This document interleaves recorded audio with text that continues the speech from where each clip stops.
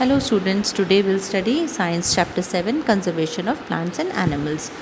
So in this chapter, what happened? Paheli and Buju visited a forest उनके professor के अहमद के साथ and Tibu, and they were eager to share their experience with their classmates, and other children in the class were also eager to share their experiences, as some of them had visited Bharatpur Sanctuary, some other had heard about Kanziranga National Park, Lokchau Wildlife Sanctuary, Great Nicobar Biosphere Reserve and Tiger Reserves. So these are the biosphere reserves, national parks. इन बच्चों ने in places को या तो visit किया था या इनके बारे में पढ़ा था, इसलिए वो अपना एक्सपीरियंस, अपना नॉलेज शेयर करने के लिए एक्साइटेड थे एंड दे वर ईगर. वो बहुत उनकी इच्छा थी कि वो अपने क्लासमेट्स को वहाँ के बारे में बताएं.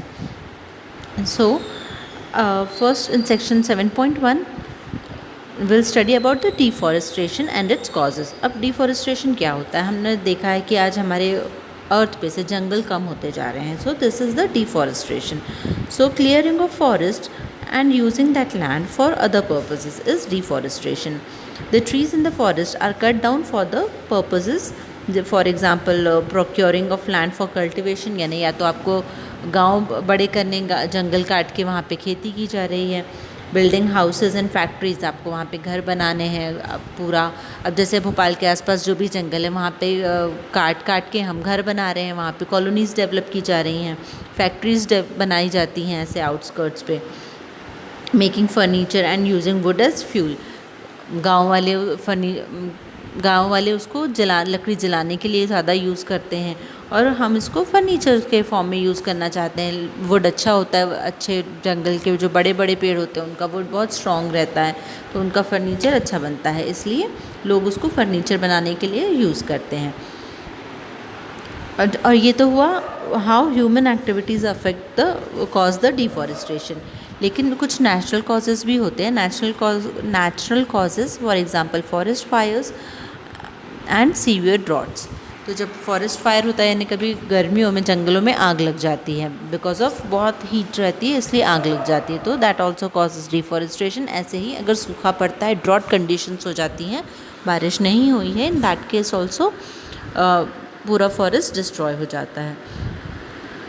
इन एक्टिविटी 7.1 आपको कुछ और लिस्ट करने हैं रीजंस जिसकी वजह से डिफॉरेस्टेशन हो रहा है. Now section 7.2 consequences of deforestation, यानी डिफॉरेस्टेशन का रिजल्ट क्या हुआ. ये तो हमने कर दिया, डिफॉरेस्टेशन हो गया. अब डिफॉरेस्टेशन से हमारे अर्थ का इम्बैलेंस हो रहा है, पॉल्यूशन का लेवल इंक्रीज़ होता जा रहा है, ग्लोबल वार्मिंग हो रही है, कार्बन डाइऑक्साइड का लेवल हमारे एटमॉस्फेयर में बढ़ रहा है और ऑक्सीजन का लेवल कम हो रहा है, ग्राउंड वाटर का लेवल कम हो रहा है. These are the consequences. तो हमारा इम्बैलेंस ऑफ अर्थ हो रहा है. फाइनली देयर एक्चुअली अर्थ में एक बैलेंस होना चाहिए. हर चीज़ हम नेचर को हम डिस्टर्ब नहीं कर सकते. अगर हम नेचर को डिस्टर्ब करेंगे तो हमें नेचुरल कैलामिटीज़ फेस करनी पड़ेंगी, जैसे फ्लड्स एंड ड्रॉट्स.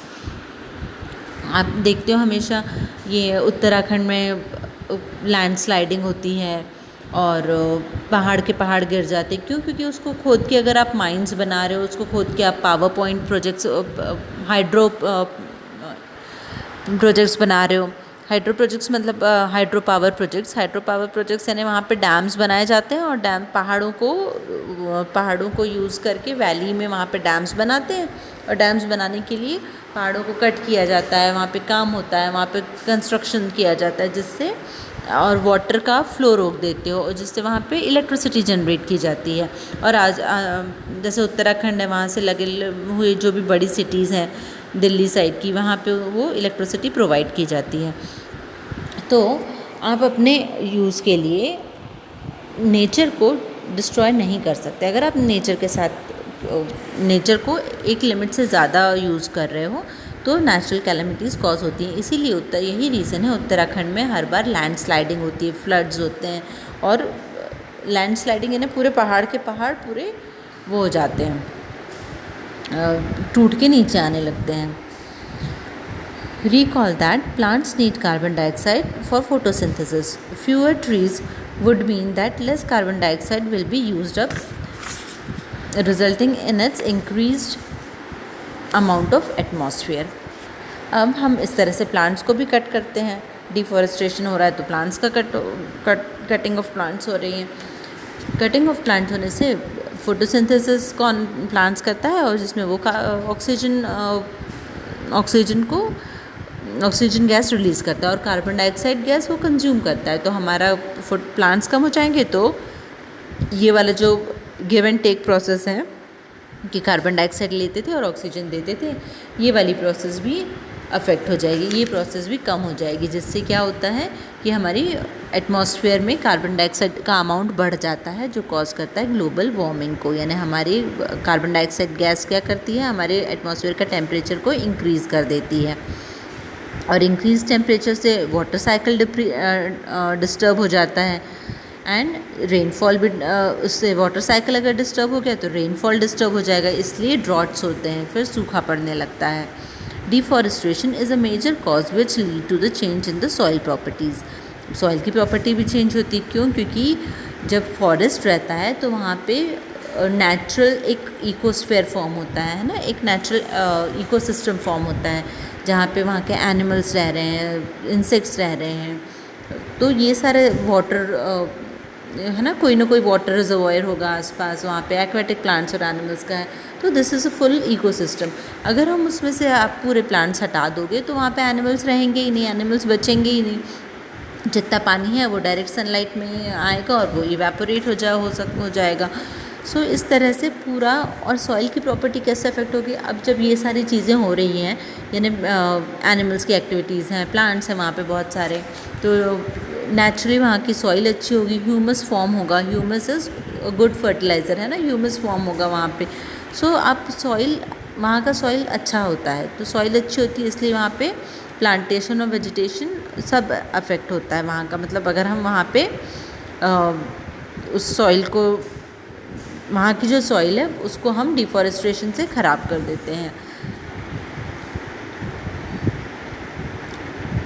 ये आपने क्लास 7th में भी पढ़ा है कि ट्रीज़ सॉइल इरोजन को प्रिवेंट करते हैं। सॉइल इरोजन से क्या होता है, जितनी भी सॉइल है वो बह जाती है, तो आपका जो क्वालिटी ऑफ सॉइल है, मिनरल्स हैं उसके, वो सब बह जाते हैं उसके साथ, और सॉइल के बह जाने से सिर्फ आप जो रॉकी सरफेस रह जाता है after some time. Fewer trees result in more erosion. Removal of the top layer of the soil exposes to lower and hard rocky layers. This soil has less humus and less fertile. Gradually, fertile land gets converted into deserts. अब यही जो हमारा soil का fertile land था, ये convert हो जाता है डेजर्ट में। सो दिस प्रोसेस जो धीरे धीरे डिफॉरेस्टेशन होता है, फिर सॉइल का इरोजन हो रहा है, the soil calls get finally desert formation होता है, तो this desert formation is called desertification. Deforestation also lead to decrease in the water holding capacity of soil, क्योंकि ह्यूमस है तो वाटर होल्डिंग कैपेसिटी अच्छी रहती है उस सॉइल की, लेकिन फॉरेस्ट हटने से सारी सॉइल तो बह गई, तो वाटर कैसे होल्ड करेगा वहाँ की सॉइल, है ना, तो इसलिए वाटर होल्डिंग कैपेसिटी भी ख़त्म हो गई, इसलिए अंडरग्राउंड वाटर भी ख़त्म हो गया।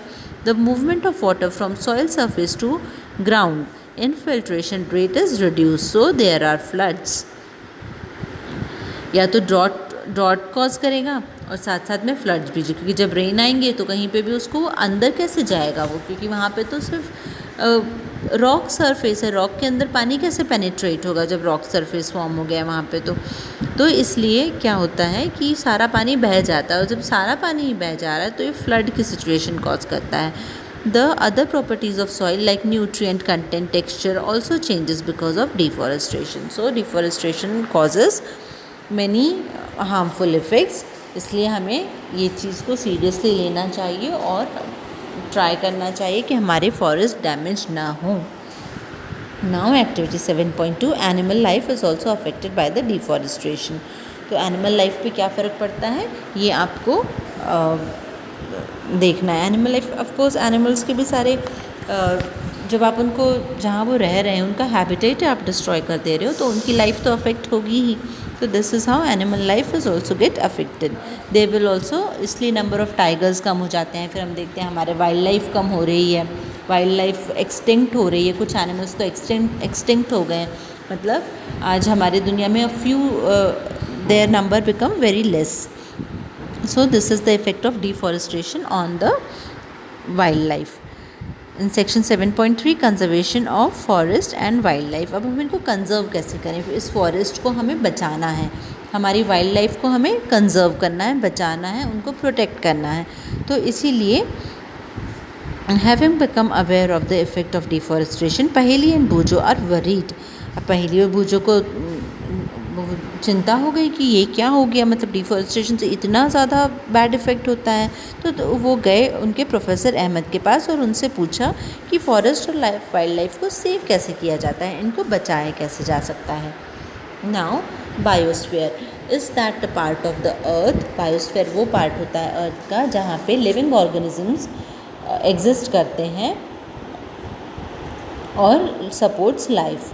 Biological diversity or diversity refer to the variety of organism existing on the earth, their interrelationship and their relationship with the environment। यानी एक दूसरे के साथ वो कैसे रिलेट करते हैं, यानी प्लांट्स और एनिमल्स एक दूसरे से कैसे रिलेट करते हैं और कैसे साथ में रहते हैं, उनका इंटर रिलेशन क्या है, वो कैसे एक दूसरे पे डिपेंड करते हैं।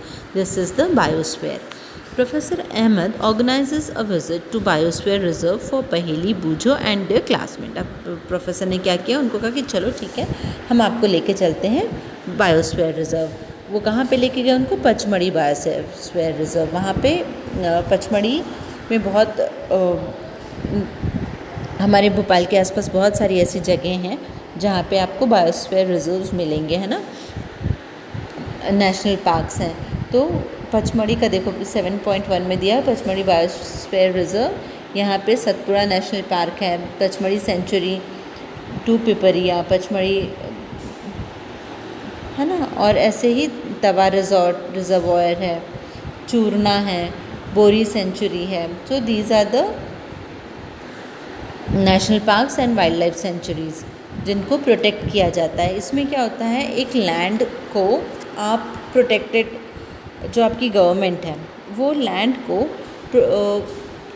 डिफ़ाइन करती है। मतलब आप सपोज एक लैंड को उन्होंने एरिया डिसाइड कर लिया कि यहाँ से लेके यहाँ तक हमारा एरिया है, ये पूरा फॉरेस्ट एरिया है, इसको कोई डिस्टर्ब नहीं करेगा।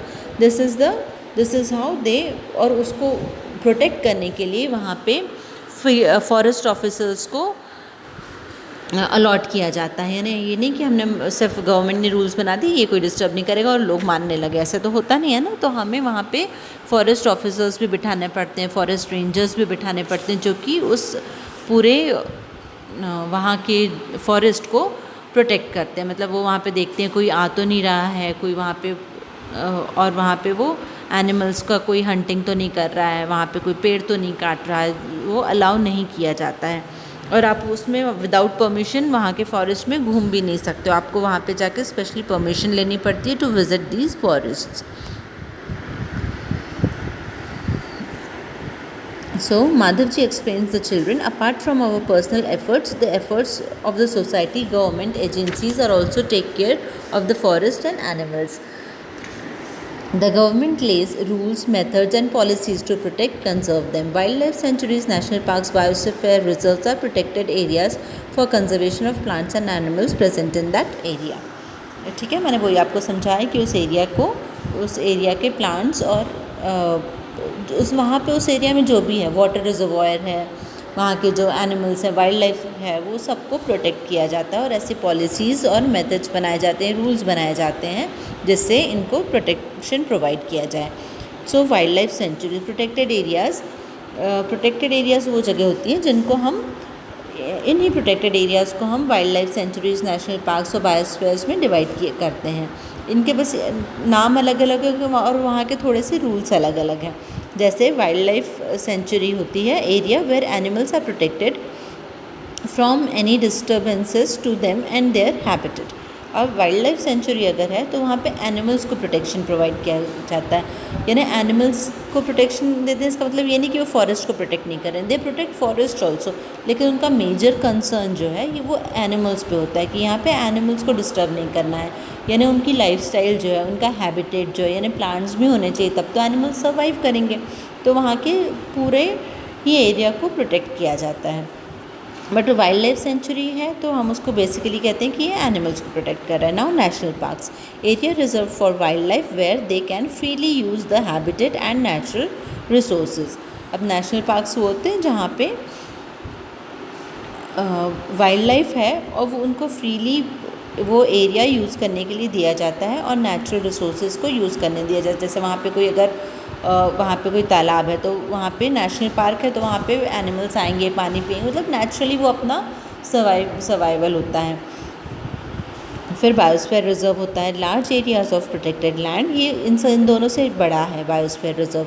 Large area of protected land for conservation of wild life, plant and animal resources and traditional life of the tribals living in that area. अब बायोस्फीयर रिजर्व से क्या होता है कि उस एरिया के प्लांट्स, एनिमल और ट्रेडिशनल लाइफ, यानी अगर वहाँ पे कोई ट्राइबल, कोई आदिवासी कोई रह रहे हैं अगर उस एरिया में, तो उनको भी प्रोटेक्शन प्रोवाइड किया जाता है। उनको भी कहते हैं कि ओके आपके उनको मतलब उनको अंडर रूल्स कुछ पॉलिसीज़ बनती हैं, कुछ रूल्स बनते हैं कि उनको भी बताया जाता है कि आप जंगल को काटोगे नहीं, आप उनको भी वो चीज़ बताई जाती है और ट्राइब्स को भी वो प्रोटेक्शन दिया जाता है और एनिमल्स को मारोगे नहीं, हंटिंग नहीं करोगे। तो दिस इज़ हाउ इस पूरा बायोस्फीयर रिजर्व में प्रोटेक्शन प्रोवाइड किया जाता है एनिमल्स, प्लांट्स एंड ट्राइब्स को।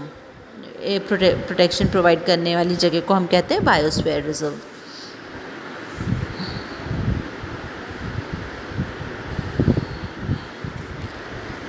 अभी देखो एक्टिविटी 7.3, इसमें आपको national parks, wild life sanctuary of your district आपको पता करना है। देखो फिगर 7.1 में ये पचमढ़ी का दिया हुआ है।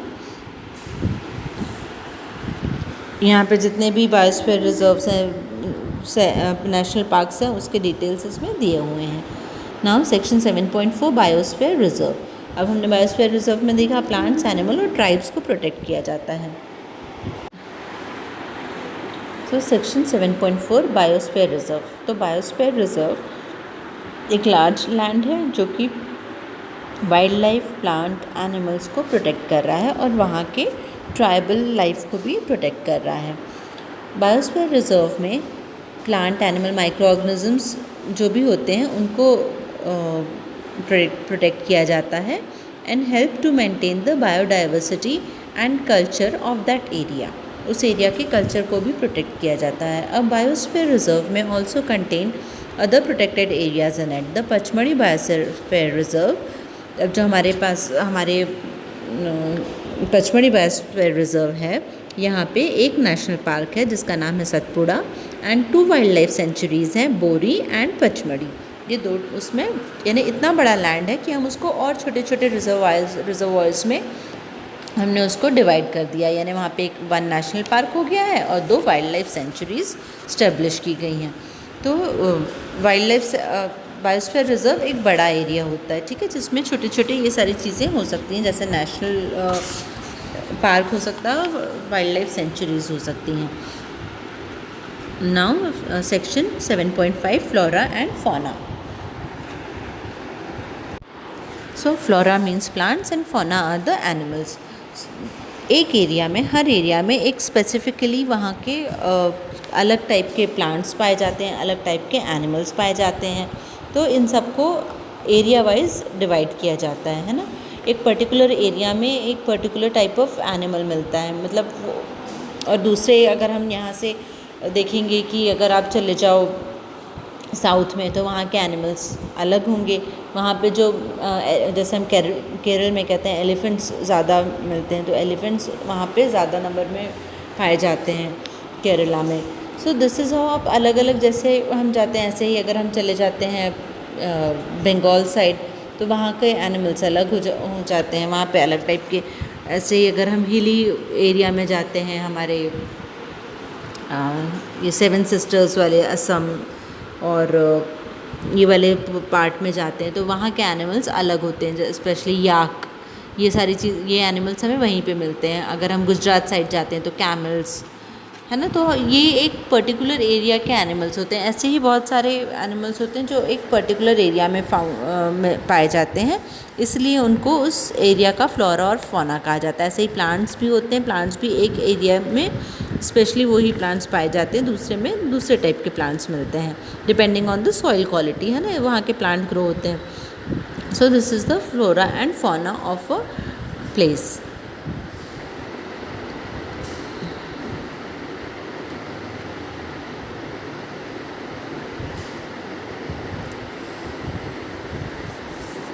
Now section 7.6, endemic species. Endemic species are those species of plants and animals which are found exclusively in a particular area.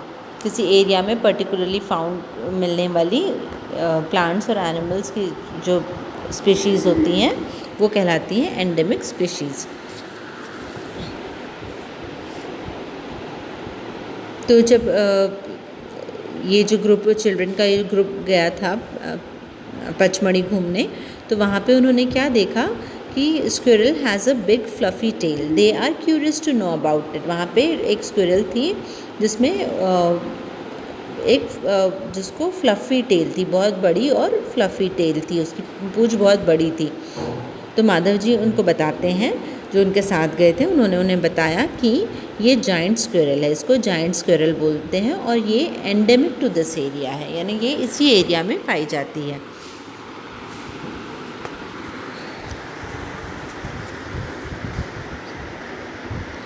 ऐसे ही एक जोन किसी कंट्री या किसी स्टेट में हो सकता है वो टाइप के एनिमल एंडेमिक स्पीशीज़ मिले. So these are the endemic species. Madhavji shows sal and wild mangoes as two examples of endemic flora of the Pachmarhi biosphere reserve. Pachmarhi biosphere reserve में मैंगो की भी अलग वैरायटी मिलती है. हम देखते हैं अलग अलग टाइप के मैंगोज़ आते हैं. वो क्यों आते हैं अलग अलग टाइप के? क्योंकि हर स्टेट में एक अलग टाइप का मैंगो ग्रो करता है. हर स्टेट, यानी हमने तो स्टेट्स भी छोटे छोटे कर हैं तो ज़रूरी नहीं वहाँ पे मिलेगा, लेकिन अलग वैरायटी एक स्टेट की पहचान होती है, तो इसलिए वहाँ पे वहाँ का मैंगो अलग होता है. So therefore we get different varieties of mango because of this endemic species. Bison, Indian giant squirrel and flying squirrel are the endemic fauna of this Pachmadi area. Professor Ahmed explains that destruction of their habitat, increasing population and introduction to new species may affect the natural habitat of the endemic species and endanger their existence. यानी अगर हमने उसको protect नहीं किया, वहाँ का forest protect नहीं किया, तो हमारे जो एनिमल्स हैं इनकी लाइफ डेंजर में आ सकती है और उनका एग्जिस्टेंस भी डेंजर में आ सकता है और ये एक्सटिंक्ट हो सकती हैं, है ना, ये गायब हो सकती हैं हमारे जंगल से. इसलिए we need to protect their habitat as well as their जो उनका एटमॉस्फेयर है उसे हमें प्रोटेक्ट करना चाहिए. Species is a group of population which are capable of interbreeding. This means that the members of species can reproduce fertile offspring only with the members of their own species and not with the members of other species. Members of a species have common characteristics.